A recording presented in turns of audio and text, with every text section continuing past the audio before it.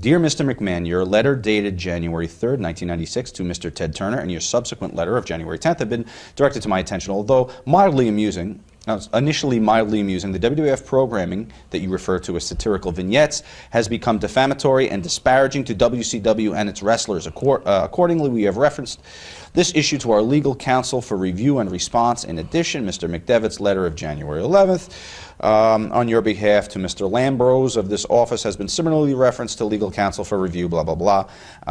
The crux of it is, in light of WCW and WWF program ratings, we understand your concern about the content of our programs. Your encouragement is duly noted. However, WCW programming decisions are the responsibility of WCW Ted Turner. Finally, as you're aware, WCW has a comprehensive substance abuse policy which includes drug testing. While we can appreciate your interest in combining the efforts of WWF with certain facets of our program, we are not so inclined. Eric Bischoff, Senior Vice President. You remember the skits? Yeah. What'd you think of them? I thought they were great. I thought they were great. I love parody. I mean, later on we did it, and you know, the NWO was parodying the Four Horsemen. We didn't send any letters out then. I think that it actually was one of the things that kicked us off, that people saw us, or saw the characters on Vince's television, and Vince made a mistake because he had made these guys huge stars. Now he's making fun of them. The thing about the American public is they like to build heroes up, they like to destroy them, but they like to see them rise from the ashes. They don't want anybody else destroying them before they do. And Vince was doing that, and he was doing that to guys that were really over. Whether it was in the one, Mean Gene, right? Yeah. You got Mean Gene.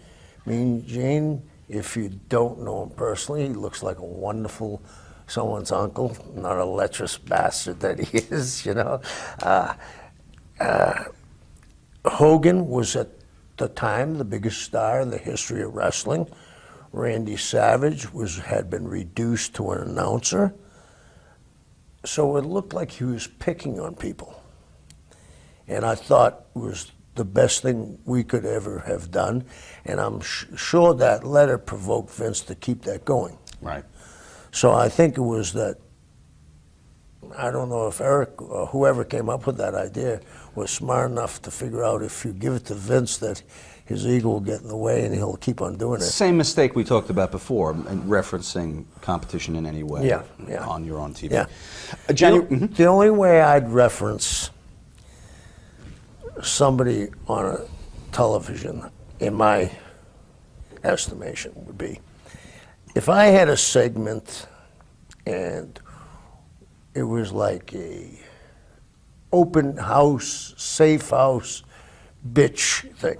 I would recognize, if I was starting a company, I would recognize that any champion can come and perform here. I would start a little controversy. We'll say that Punk, pick somebody from the WWE that would be world champion. I would say, well, we don't recognize him as the world champion. We recognize The Rock because he's a much better performer, draws more money, blah, blah. But if The Rock wants to come, we allow The Rock to come. Right. And when they had it in Texas, any of the Von Erichs can come. We once did that. And when Rick Rude was the champion down there, we'd like to congratulate our good friend Rick Rude for winning the, you know.